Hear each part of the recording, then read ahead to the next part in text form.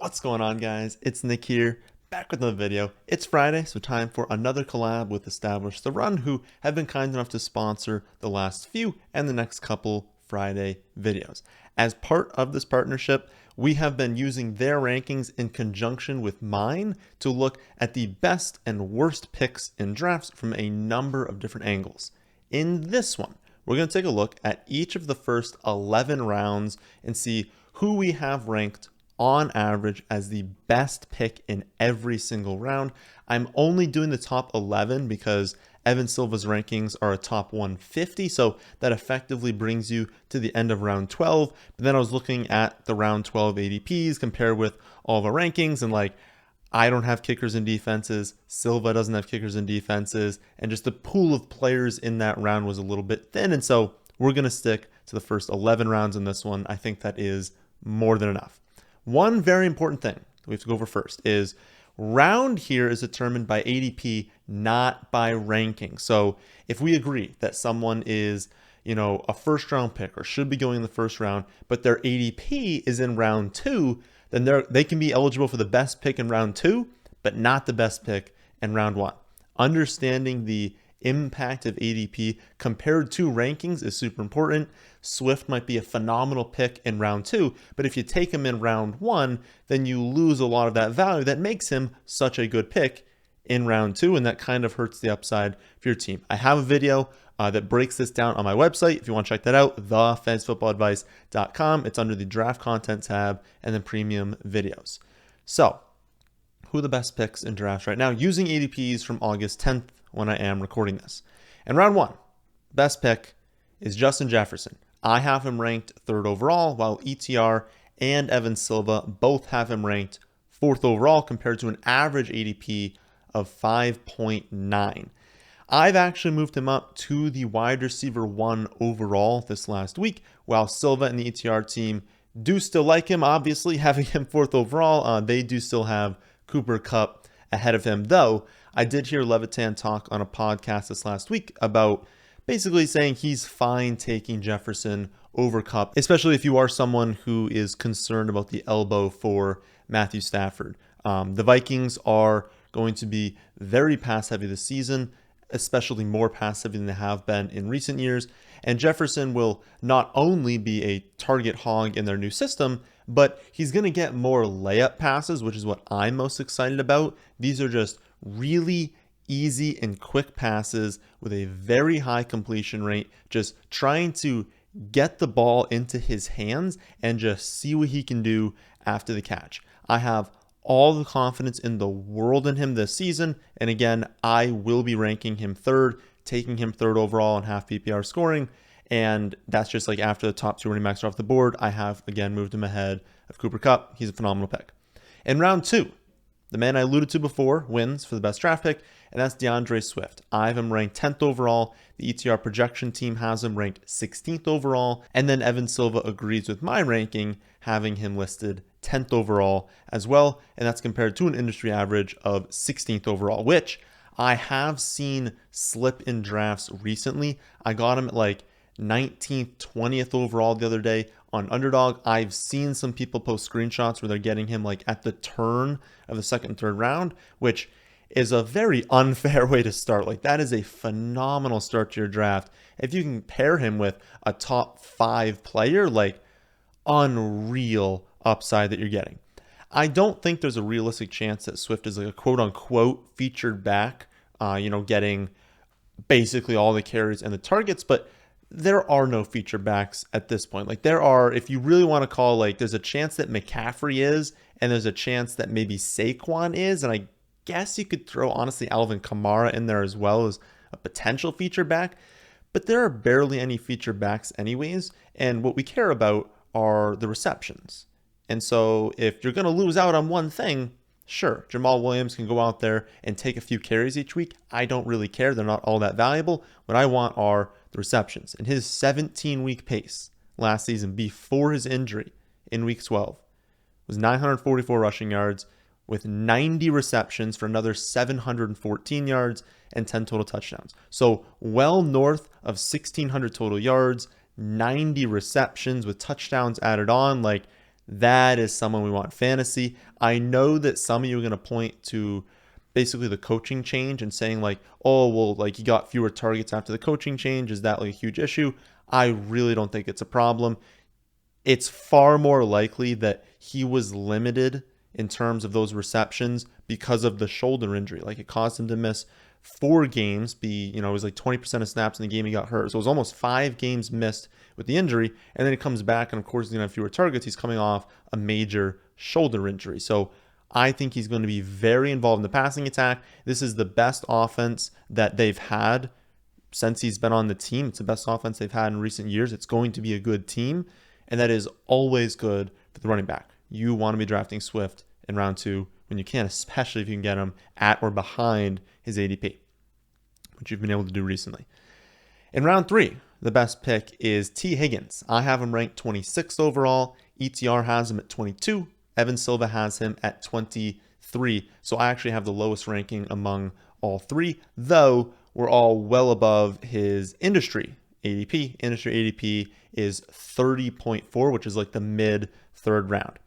And ETR actually did a really good job of explaining why they're so high on Tee Higgins in one of their recent videos. And I'll link that in the description so you guys can check that out, kind of get a full take on what Levitan is kind of thinking as far as why they have Tee Higgins so high.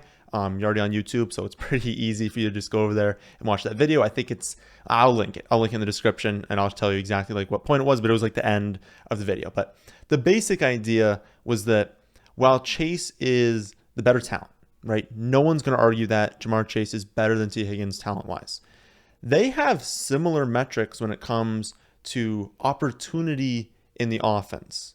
And so when you look at it and you say, well, Chase is going to cost you a top 5 pick. That's a ton of opportunity cost. But Higgins goes in the mid 3rd. And if they're getting very, very similar volume, sure, Chase is going to produce better because he's the better player. But again, if the volume is very similar, give me, a huge discount getting him in the mid 3rd round. So again, no one's saying that Higgins is better than Chase or even that he's as good as Chase. No one's going to say that. It's ridiculous to say. But the opportunity they receive in the offense is nearly identical. And it's not like Higgins is some scrub. He's still a very talented wide receiver. So getting in the middle of round 3, fantastic deal. But yeah, check out the video. I'll post in the description if you want like a full take on their thoughts there. It's pretty interesting. In round 4, the best pick is Mike Williams. And this is another one where I'm actually dragging down our consensus ranking a little bit. I have him ranked 41st. Then both ETR and Evan Silva have him ranked 31st compared to an industry average ADP of 48. And the bull case for Williams is just so easy to make. I mean, they just gave him a 3-year, $60 million contract, meaning they obviously view him as a player who's going to have a large role in the offense. He's tied to Justin Herbert. It's the best division we've seen in years. I mean, I can pretty much guarantee that Mike Williams is going to have multiple games this season with over 120 yards and a score. It's just going to happen. They're projected to be in so many shootouts. The offense is elite, and he's just going to hit his ceiling multiple times. I get when people raise the concerns about, well, his floor each week is low, and I agree. Yeah, he's going to have some weeks that just are not that great. But I'm cool having that lower floor, especially because if his ADP is the 4th round, you've got 3 really, really good players before that. You can start assuming a little bit of, it's not even risk, assuming some of that low floor because he's giving you access to a ceiling that can win you your league. What did he do to start last season? He was phenomenal. He was unbelievable over the first month to month and a half of the season. What if he has a stretch like that in the fantasy playoffs? What if in these games that maybe everyone else in your team doesn't perform all that well, he goes out there and he does do 150 and 2 touchdowns? Having someone on your roster that has access to that sort of ceiling can single-handedly just win you a week when you otherwise wouldn't have. And so you still need players on your roster capable of doing that. And I think Mike Williams is a great player to have because, gosh, that ceiling is just so nice. In round 5, the best pick is Courtland Sutton. I have Sutton ranked 40th. ETR has him at 37. Silva has him at 34 compared to an average ADP of 57th overall. And everything that I just said about Mike Williams, you can repeat for Courtland Sutton. He's got immense weekly upside. in a division where like they're going to need to score points in every single divisional game. He's tied to one of the best quarterbacks in the league. Like sometimes we should just make things simple on ourselves, right? If you've got a high-end talent, which Courtland Sutton is, he's a phenomenal talent, both athletically and skill-wise, on a great team with a great quarterback, draft them. Don't make it harder than it needs to be. And someone you could also say that about is Gabriel Davis, though. I guess if you listen to the video yesterday for you guys, we're not 1,000% sure that Gabriel Davis is like a high-end talent. We're pretty sure Courtland Sutton is, and some of the other players we've talked about in this video are. We don't 100% know yet for Gabriel Davis. We know he's an elite deep threat. We don't know if he's going to develop into more than that. It seems like he is, and I would say there's like an 80% chance that he is. We don't know 100% sure yet. But that doesn't really matter because I have him ranked 49th. ETR has him at 40. Silva has him at 46. Average ADP across the industry, 71st overall. And again, I did that in-depth breakdown. So if you want like a full take on him versus Allen Robinson versus Jerry Jeudy, watch yesterday's video. But in short, the receiving touchdown upside this season is just like unparalleled. Like he has as much potential in receiving touchdowns as any player in the NFL. And when you can get that this late in the draft, you have to be taking advantage. Again, I don't know if he's going to develop into anything more than a deep ball specialist that has a massive role in the red zone. I just don't know. But you know what? He's locked into the number 2 role right now. And if he can keep up that touchdown pace, it doesn't even matter if he develops into anything more. He's going to have probably double-digit touchdowns, probably close to 1,000 yards, if not over 1,000 yards. That's incredible value this late in the draft.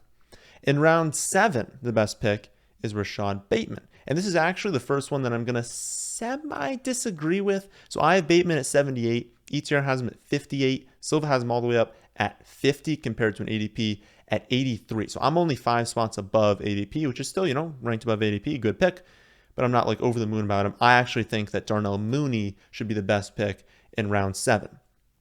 But everyone at ETR is in love with Bateman, I think, because they project the Ravens to be, an extremely dominant team this year. They have Lamar Jackson as the second highest projected and ranked quarterback. So I'm just thinking they view Baltimore as being a powerhouse this season that is still going to throw the ball a lot. My projections definitely like Baltimore. I don't have them as a powerhouse. I have them ranked 9th in touchdowns per game with an extremely high run rate and extremely high rushing touchdown rate. I suppose it's possible that they're thinking that like due to these injuries for the Baltimore running backs, that maybe they throw the ball a little bit more, but Dobbins is kind of returning right now.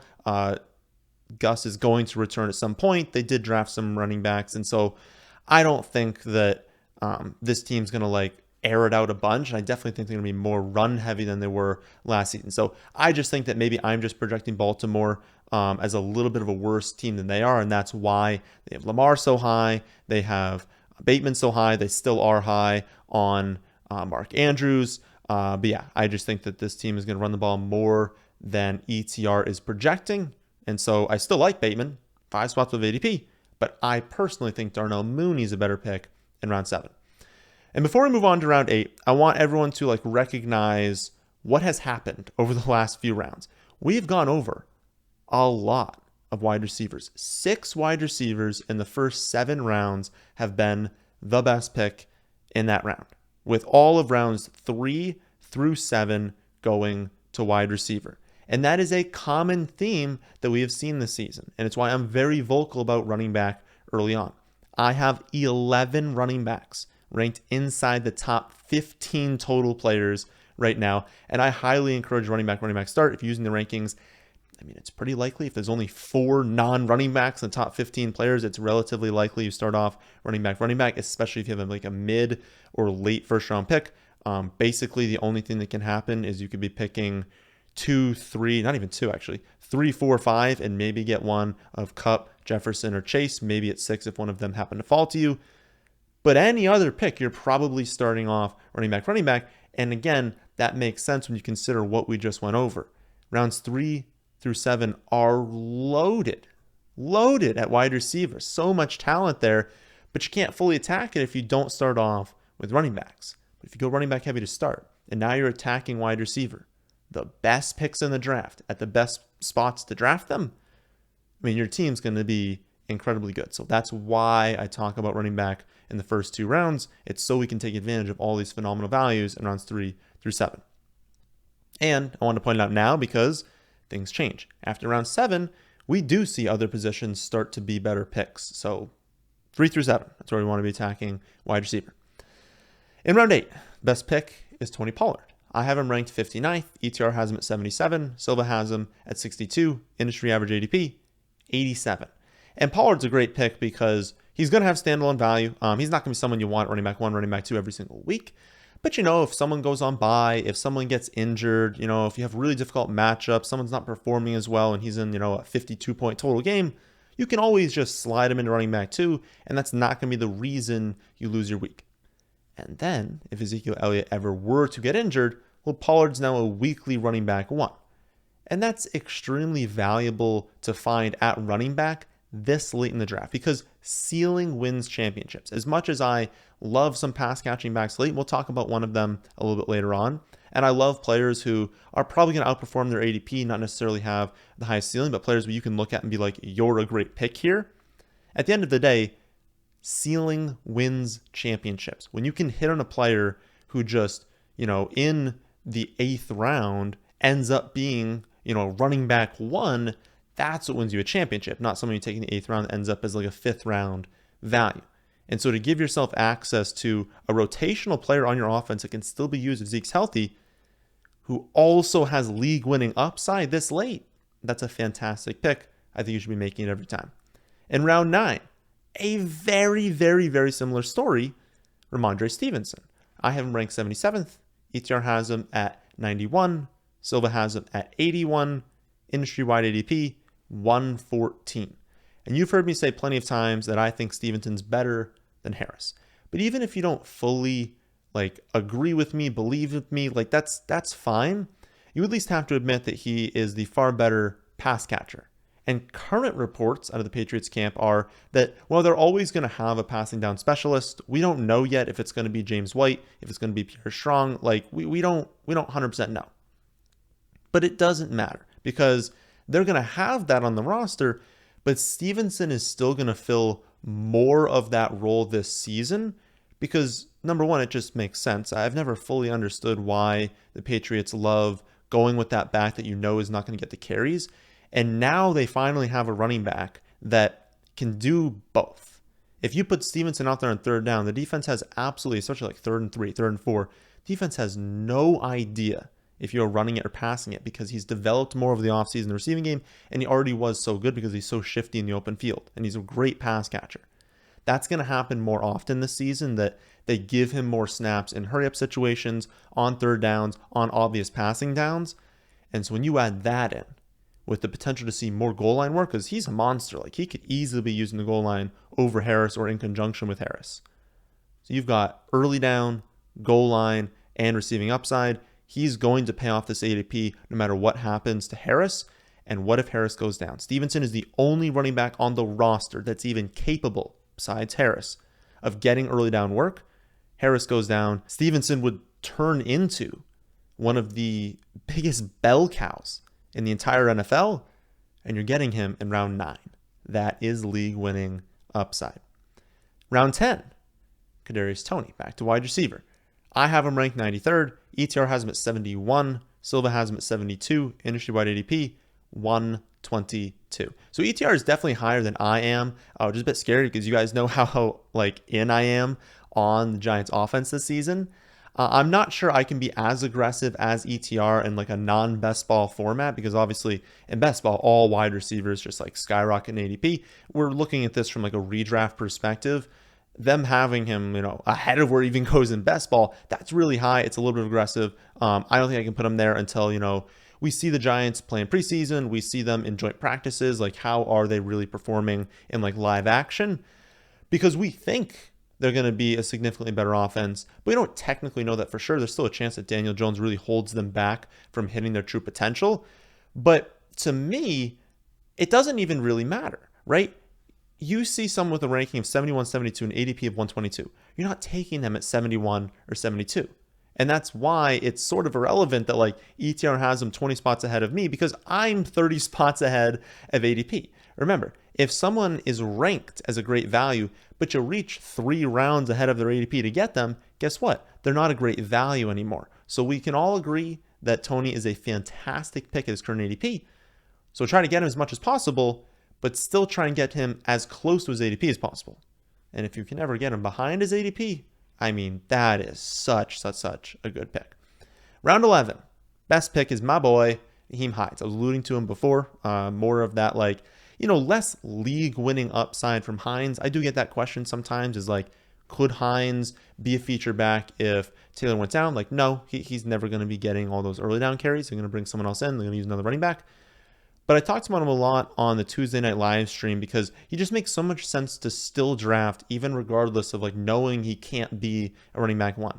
They've been very vocal about the fact that they didn't give him enough touches last season. They want to use him more. They want him to be one of the most targeted players on this offense. They want him to have a ton of receptions. We know he's capable of posting 60, 70 receptions in a season. We know that Matt Ryan not only loves throwing to running backs, but he's done so very effectively throughout his career. So we've got, an elite pass catching back on a fantastic offense with a top 10 offensive line, according to Brandon Thorne over at ETR, in line for a huge talent boost at the quarterback position. Yeah, I'm going to be all in on that player, and I really don't think it matters that Jonathan Taylor is obviously still going to be involved on early downs. I have Hines ranked 98th. ETR has him at 131. Silva has him at 95. Average ADP across the industry, 145. He goes late enough to where it doesn't matter. You don't need that running back 1 upside this late because he can be a rotational piece, especially in half PPR and full PPR. He's going to get so many more receptions than people are thinking, and it can be used kind of like I was talking about with Tony Pollard. If you have someone on bye, if you have someone in a brutal matchup, if you have someone who has an ankle sprain, going to be out for a few weeks, you'll be able to use Nyheim Hines. And this is not a range we should ever actually be able to use the running backs weekly. So those are the best picks in each of the first 11 rounds in your draft, according to a composite set of rankings from myself, the ETR team, and the living legend, Evan Silva. If you want to check out their rankings for yourself, head on over to establishtherun.com and sign up for a package today. If you do so, make sure to use promo code FFA. That'll get you 10% off of your purchase. And if you plan on playing preseason DFS, or maybe you weren't planning on doing it, but you're interested in it, Establish the Run is absolutely the industry leader in preseason DFS content.